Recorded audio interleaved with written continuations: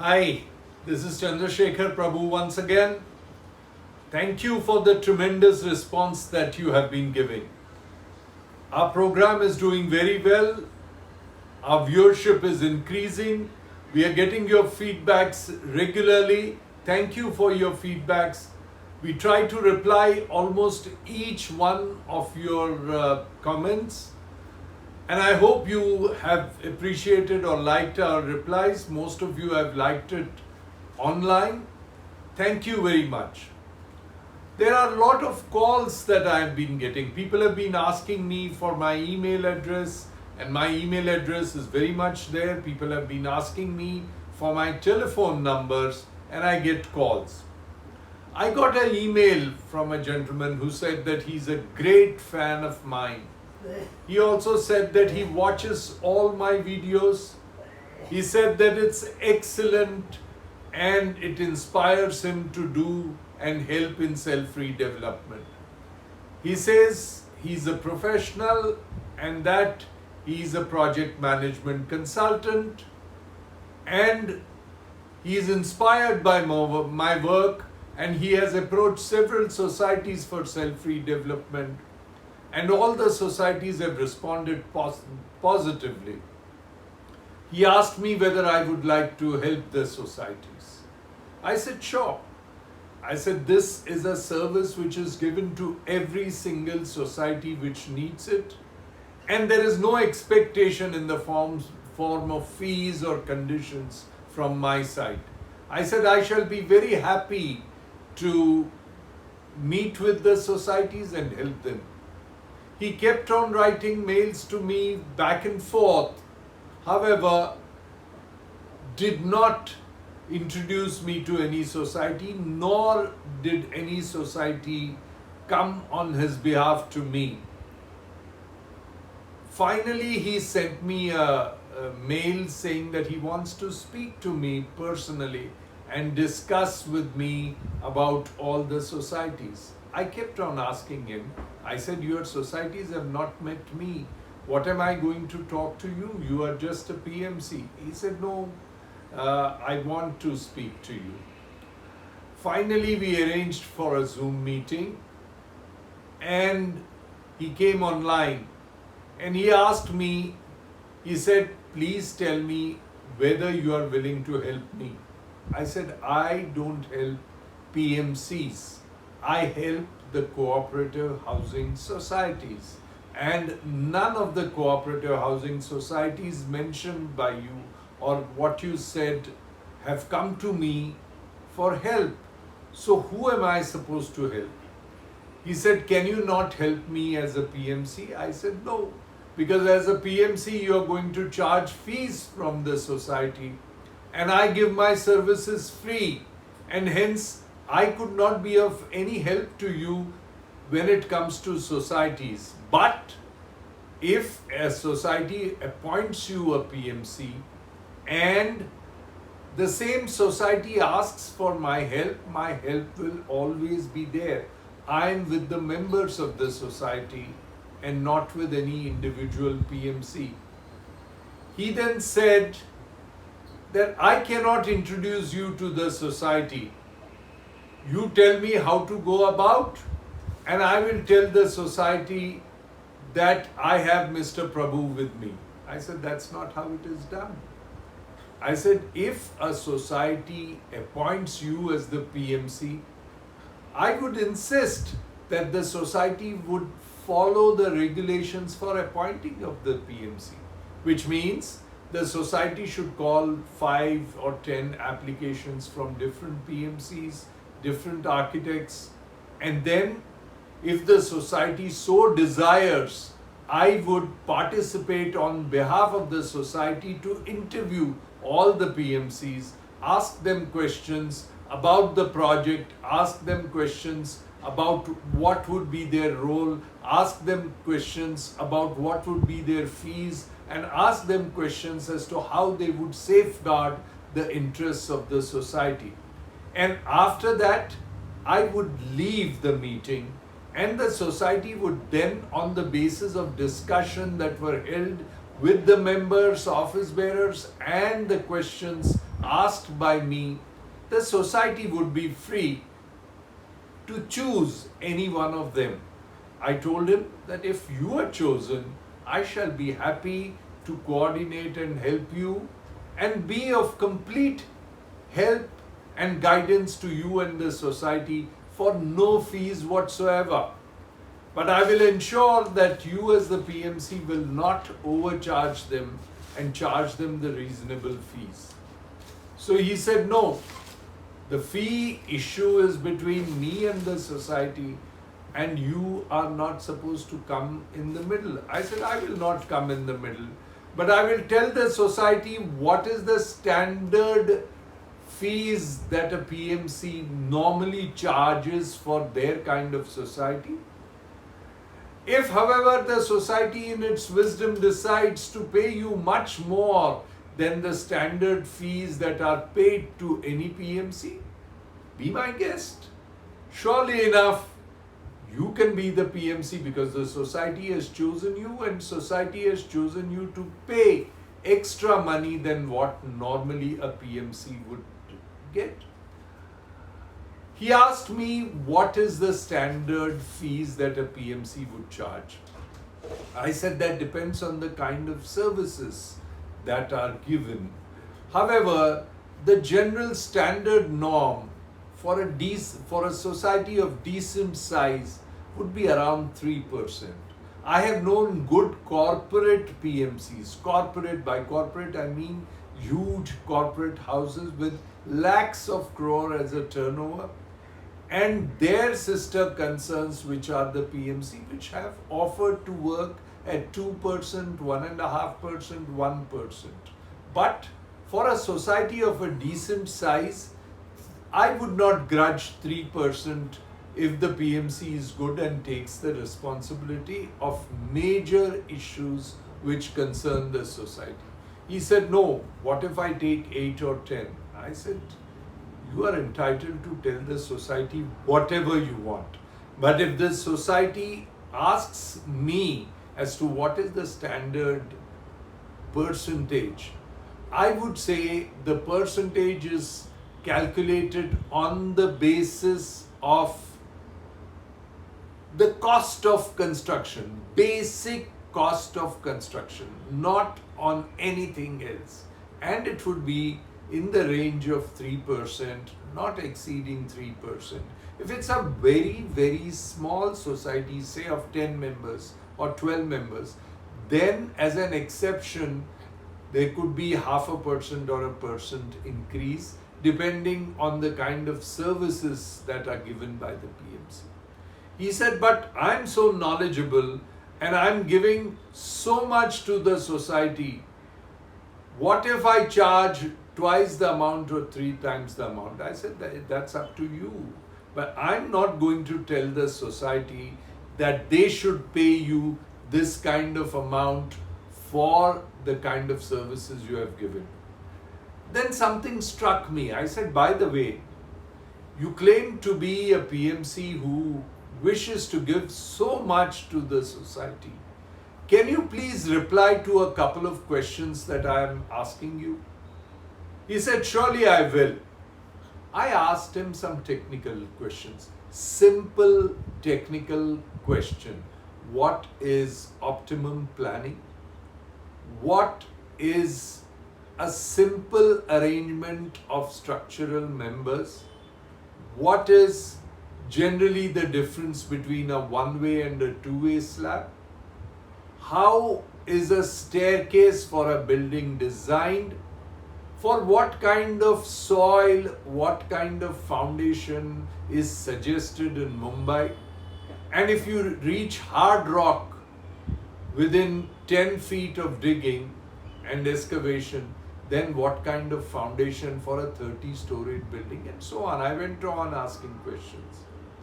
I was shocked and surprised that he could not reply to even one of my questions. I said, why don't you at least attempt to reply? He could not even attempt. I then got back to him and said, I'm very sure that you are not qualified to be a PMC.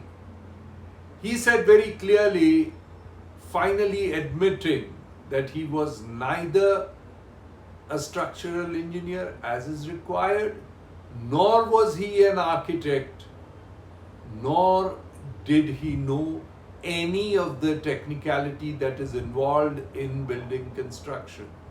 I said, then how do you call yourself a PMC? He said, I come from a family which at one given point in time were into construction business. And I'm the younger one and I've just graduated and so on, and I want to start my own business. So I started a PMC firm. I laughed and I said, that answers everything. If you would have given me this information a little in advance, I would not have wasted your time in the Zoom conference that we have been having. So I bid him farewell by wishing him good luck in his endeavors.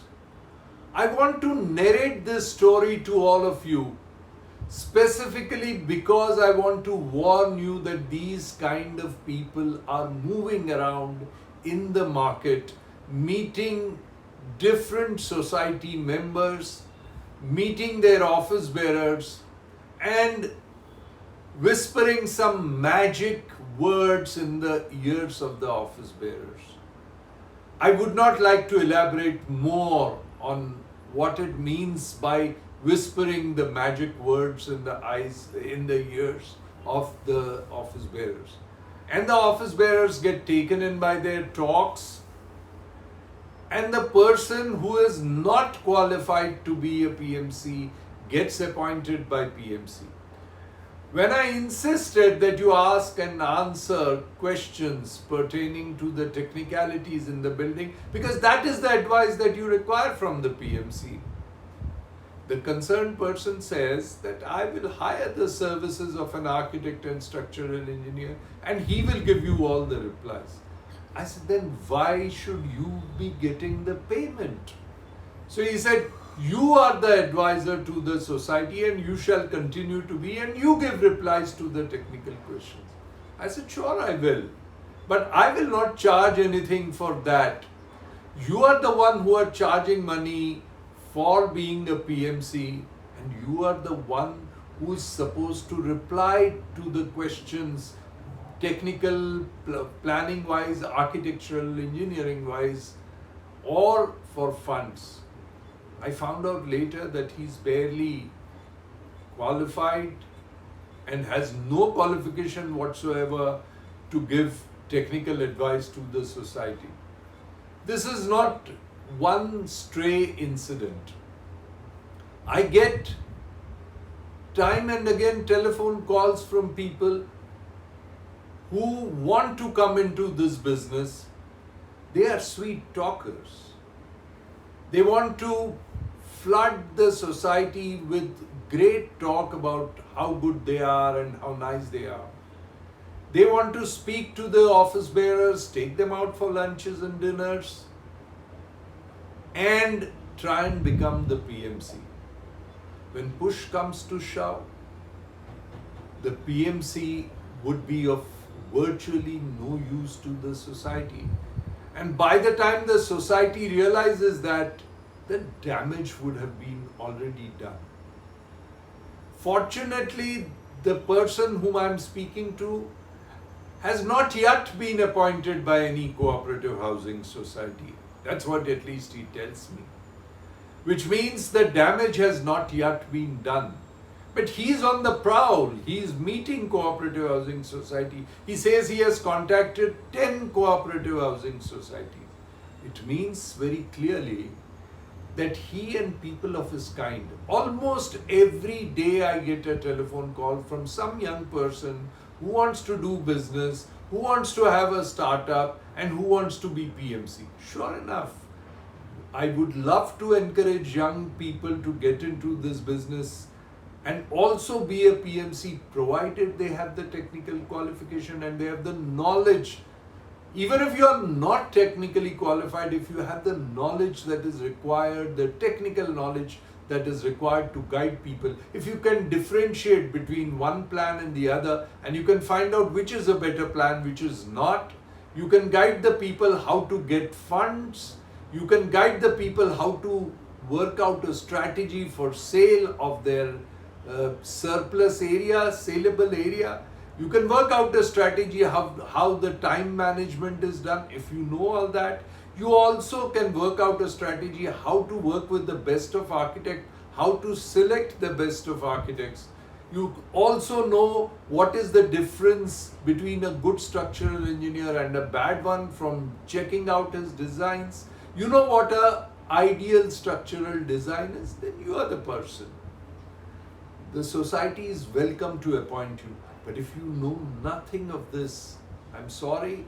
If the society comes to me asking me, and if I encounter such people who have no knowledge whatsoever, I'm going to call their bluff. Some of the people who call me and some of the people who watch our channel are not happy with this kind of arrangement wherein I'm very frankly making things clear to the people. They are upset that their bluff is being called. But that's perhaps what the societies require today. That's exactly what the people of Mumbai require today. Someone has to bell the cat. Someone has to play this role. And I have undertaken it upon myself to play the role. After this discussion with the person, I got a lot of posts on the YouTube which were not very complimentary. This is bound to happen. There are people, all those who have realized that they are non-professionals and have nothing to do in this business, are the ones who have gone back to the people and they are spreading all kinds of things. Some of them are saying,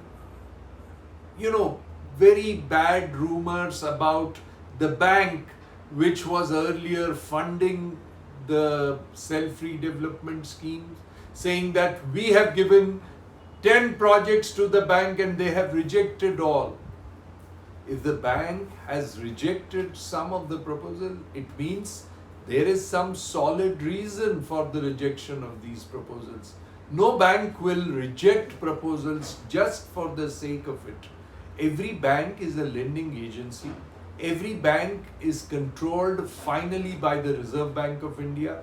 Every bank lends to whether a cooperative society, whether a slum, whether a tenanted property, or a property on MADA colonies or a property on government lands.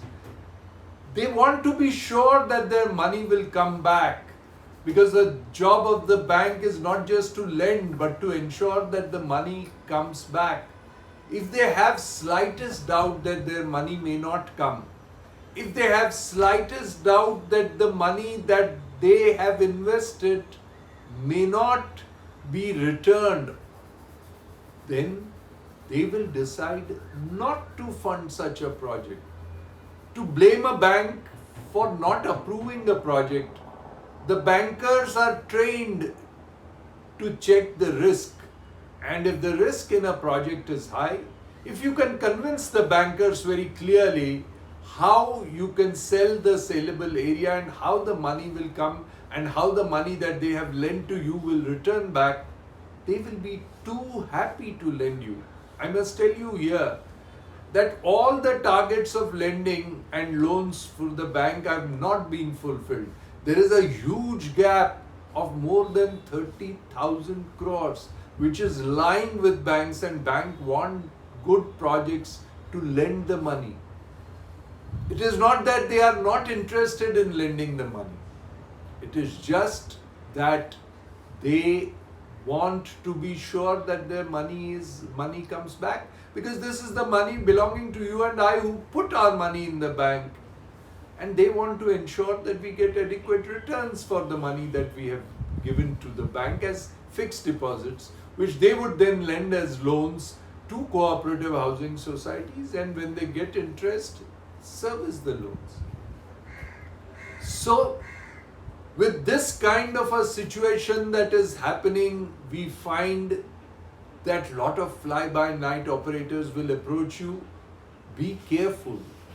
Be completely assured that unless you are sure about the credential of the person, don't enter into any agreement with anyone. Don't give an appointment letter to anyone.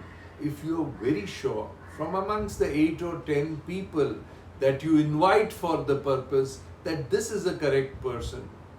Many societies even ask me, tell us who amongst these we should appoint. I do not have a reply to that. I would interview all the participants, and based on the replies given by all the project managers or architects, the society is free to appoint whoever they want. I shall not suggest that appoint X, Y or Z. It's the society's prerogative and let them appoint. But I have the right, when the society invites me as an observer or as an advisor, to ask the relevant question and call the bluff if the person doesn't know.